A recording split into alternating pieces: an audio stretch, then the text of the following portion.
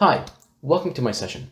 My name is Ossama Ghanem, and I'm going to show you how to deliver a scalable facial recognition solution in OutSystems powered by AWS. Just before we kick things off, a very brief introduction about myself. I'm an OutSystems technical lead and trainer. I'm currently an OutSystems ambassador and an AWS certified cloud practitioner. The agenda for today is going to firstly consist of defining facial recognition, what it is, and why is it gaining a lot of popularity these days. We're going to touch on Boss Time and Attendance, which is a native mobile application that we delivered and is currently running over 75,000 verifications a month. We're going to be talking about it and the solution behind the scenes, which is enabling us to hit those numbers. And we're going to be breaking down the solution. And there's going to be two primary segments that we touch on, which is the OutSystems piece and the AWS piece. We're then going to finally conclude with a few tips and final thoughts to further elevate this FR capability in your mobile apps. So, without further ado, let's kick things off. What is facial recognition? So, put very simply, facial recognition is a form of biometric security which you can use to confirm an individual's identity using their face. I'm sure a lot of us have come across FR, might have read about it, seen it in movies, might even have experienced it in mobile apps previously. And a lot of organizations have started to consider this capability seriously as one of their authentication mechanisms.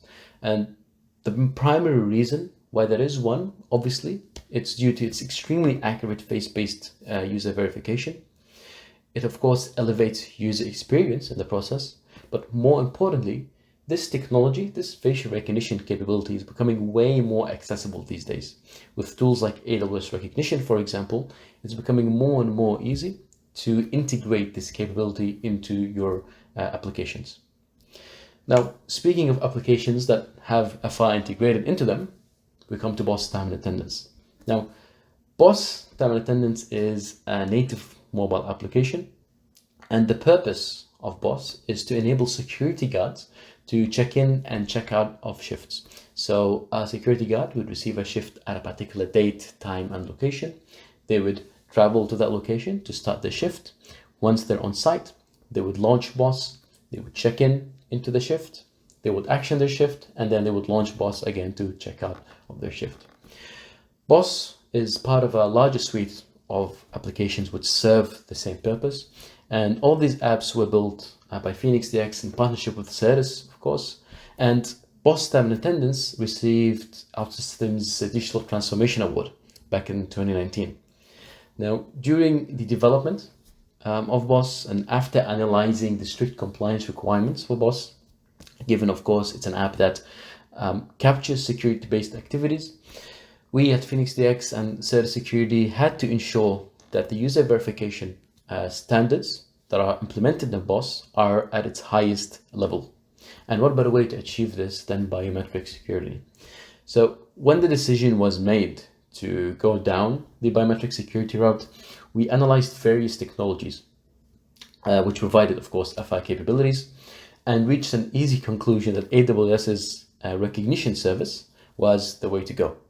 And after we've integrated AWS's recognition service into Boss, we started to experience a lot of great results. So some of the numbers I can share here and included on the slide, a sub 1.5 second comparison time when we're doing this facial recognition activities, plus 99.2% accuracy rate, comparison rates. So these are numbers that have been incredibly exciting to see when we've implemented this capability. We're also able to integrate this facial recognition capability seamlessly into the Boss ecosystem and the suite of applications, primarily into the exception monitoring mechanisms, which I will tap into and talk about in a little bit more detail a little bit later in this session. But the end result was that we're currently running 75,000 verifications a month, and the solution that is powering this capability is very scalable, which means that there wouldn't be any bottlenecks for us in raising the bar and increasing the number of verifications a month moving forward. Now, how did we achieve this? Well, let's unwrap the solution. Like I previously mentioned before, there are two pieces of the solution. There's the OutSystems piece and there's the AWS piece. In OutSystems, you'd obviously build your mobile app. This is going to be the app which your users interact with, and you would have your facial recognition related business logic, user management aspects, all would be built in OutSystems. Of course, you'd also have your connector modules, which would consume the AWS APIs running this facial recognition capability. Now we're going to obviously jump into more details on the architecture and the data model in OutSystems. But on the other hand, in AWS, we've got a group of AWS services that we are leveraging to implement this FR capability. Now, don't worry if you're not very familiar with these different services. I'm going to be explaining what each of these do and the purpose of those services for our particular solution. Let's start with the OutSystems piece. Before we talk about architecture and data model, I wanted to go through the expected user flow. So what would the user experience when interacting with this facial recognition capability? Now, of course, there isn't one correct way to present facial recognition to customers. You might have the facial recognition enabled on login, for example, and this is where this user flow example comes in. But in Boss's example, for example, facial recognition capability is used within the app after you log in. So there's a lot of places where you can leverage this FR capability. It really depends on what you're trying to achieve in your app. So let's use this login example here. We'll start off obviously by presenting the user with the login page. The user is prompted to log in, they enter their credentials. And once they enter their credentials, we're redirected to a camera page. So the camera page would be essentially a page which is tapping into the front-facing camera of the device, showing the user an outline, an avatar outline, where they have to align their face with the outline, and then the application would capture the image and then use the image in the future steps. Now, the capability itself to build this camera page is something that could be done fairly easily using existing components in the Forge. So I would advise you to study the components in the Forge to see which one suits you best, but it's something that could be achieved very easily using those components. Now, once we capture the image, there are two possible scenarios here. The first scenario is that this is the first time a user is leveraging facial recognition capability, and we have to register the user for FR.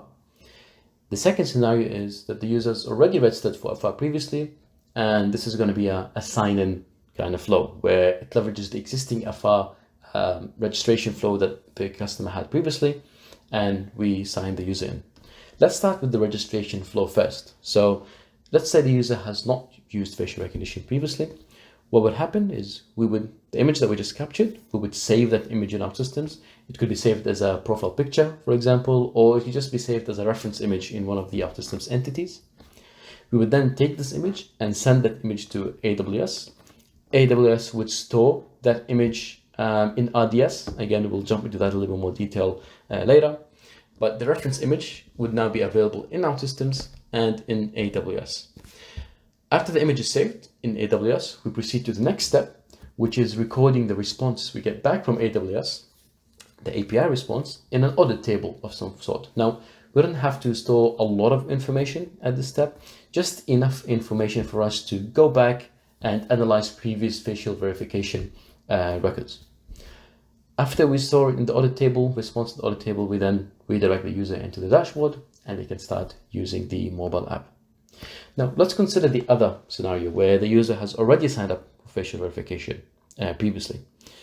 What happens at this stage is the image that we just captured in the camera page is sent to AWS. AWS detects that this user has already signed up for FR because, remember, we have already sent the reference image during this registration flow to AWS.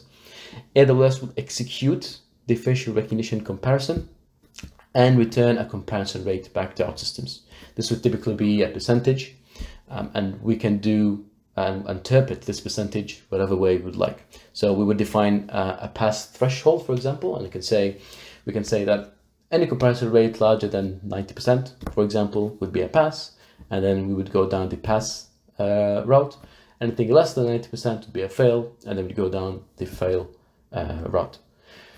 An example of the pass route could be extremely simple, where if it passes, then we're good to go. We record the result again in that same audit table, and then the user is redirected to the dashboard. So easy stuff.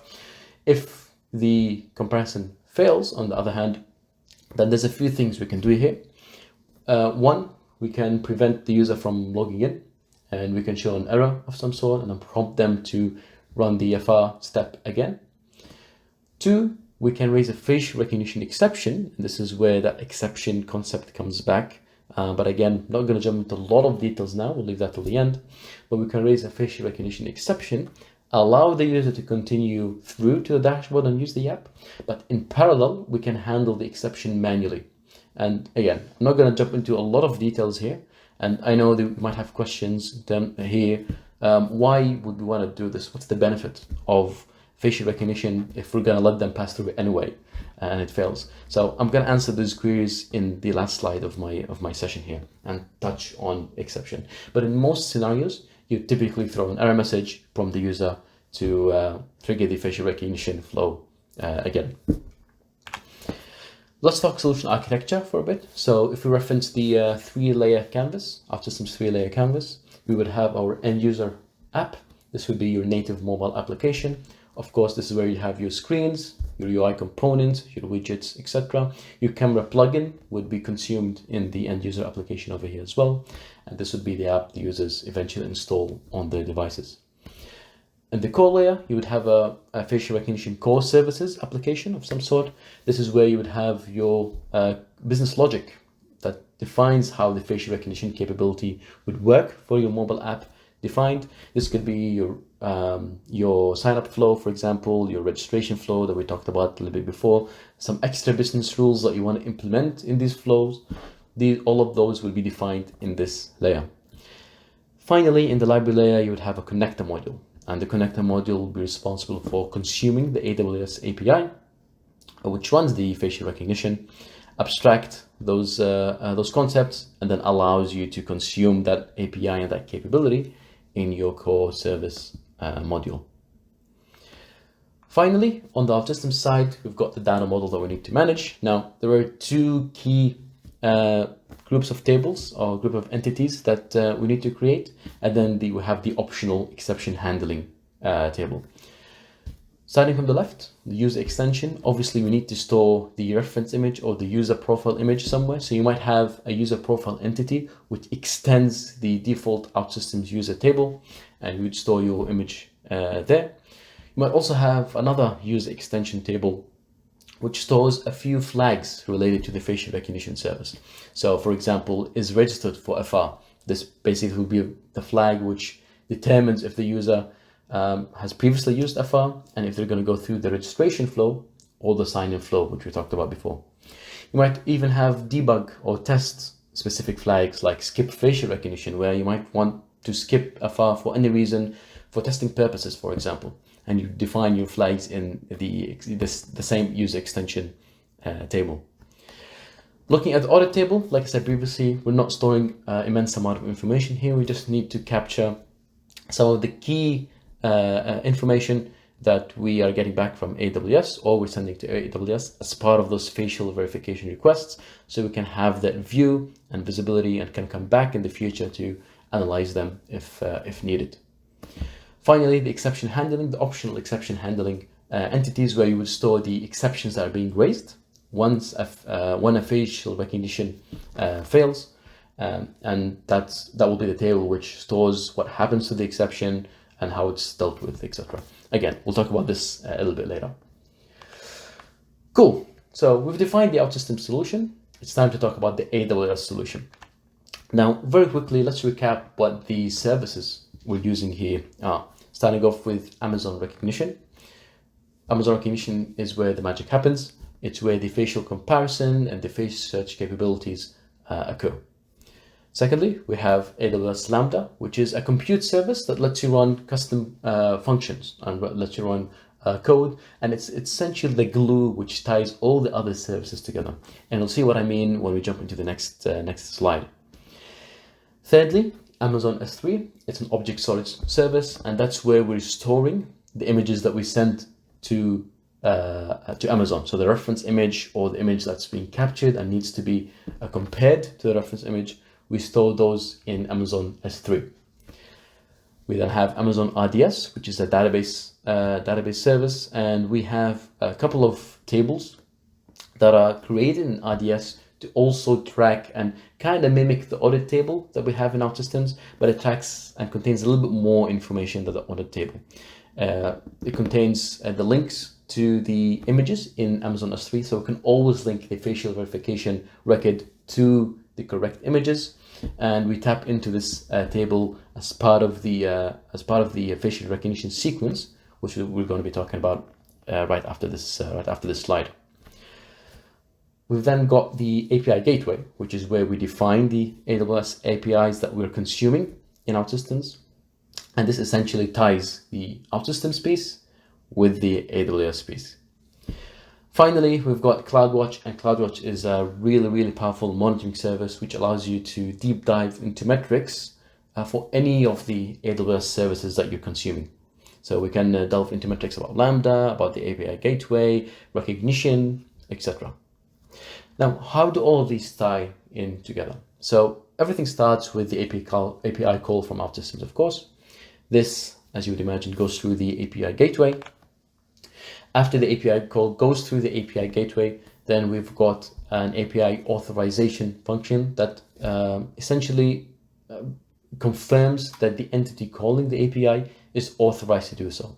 And the contents of this function would be different depending on the type of authorization that you have your APIs configured to. So if it's basic auth or OAuth, etc., the authorization flow here would be slightly different.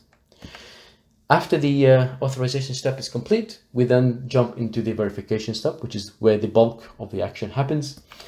AWS Lambda first off calls and fetches data, from Amazon RDS, which is where the tables I briefly mentioned in the previous slide are stored. So we have a table in RDS which basically lists all the previous facial verification records that we've executed and checks if the user has had a facial verification record created previously. After we confirm that, we store the image that we're getting from OutSystems, so the image that the user just captured. We store that image in Amazon S3, and at the same time, we retrieve the reference image of that same user from S3 as well. We take both of those images, we send them to Amazon Recognition. Amazon Recognition then runs its facial comparison service and returns a comparison rate. Now, just before we return this comparison rate back to OutSystems, we need to save this verification record in our RDS table. So we save the result in the RDS table, bundled with the recognition, the resulting comparison rate from the recognition service. Of course, appending the S3 image keys as well, like I mentioned before as well. So we can always tie back this particular record to the images analyzed. Then we return the result back to OutSystems. And that's how these different AWS services talk to each other to provide the scalable facial recognition solution in AWS. Just before we conclude here, there are a few things that I would like to mention which need to keep in mind. Starting with image purge. Now, there's definitely a question that you're going to be asked when you propose a facial recognition solution, which is, what about privacy? What about security? And those are very, very valid concerns. Now, one solution or one thing we can implement to minimize that risk is by defining a scheduled Lambda function, which executes every day, 2 days, whatever you have that configured to, and it can go through historical facial verification records and delete images captured as part of those records that we don't need anymore. Because after a few days, the likelihood of you needing the images captured for this facial verification records are very, very low. The cache periods can be defined based on whether the facial verification passed or failed, or you can have one cache period regardless whether it was a pass or a fail, and you can delete the images right after that. So one example here that we have is for pass, scenario, then we can safely delete the images after 3 days. And for a fail scenario, we can delete the images after 28 days. Now you might ask, why would we want to have a scenario where the fail would be stored longer than the pass? Well, this is where the exception handling concept that I mentioned before comes into play. The Boss suite of apps has an existing exception handling mechanism, which is something that you would find in other mission critical applications as well, where when an exception is raised, it will bubble up to an exception portal where operation officers will be able to analyze and address those exceptions manually. What could happen, an example scenario here, is when the user fails face recognition. If you remember the user flow that we talked about before, where if we're using this exception handling mechanism, we want them to continue using the app, but we want to raise the exception and bubble it up to this portal. So if we use this example here, the officer would receive a notification that there has been a facial recognition exception raised. They will click onto this notification, then they will be able to get a view of the reference image of the user that just raised the notification and the image that was just captured. And they will be able to assess, analyze those images, and then determine the best action accordingly. So they can pass the exception and they can determine that, well, these two images belong to the same user, but for some reason the facial recognition capability was not able to detect that. Or they were able to determine that, well, no, these are definitely not the same users. I'm going to have to escalate this. And that's where they might reach out to a site manager, for example, or escalate it in any other channel.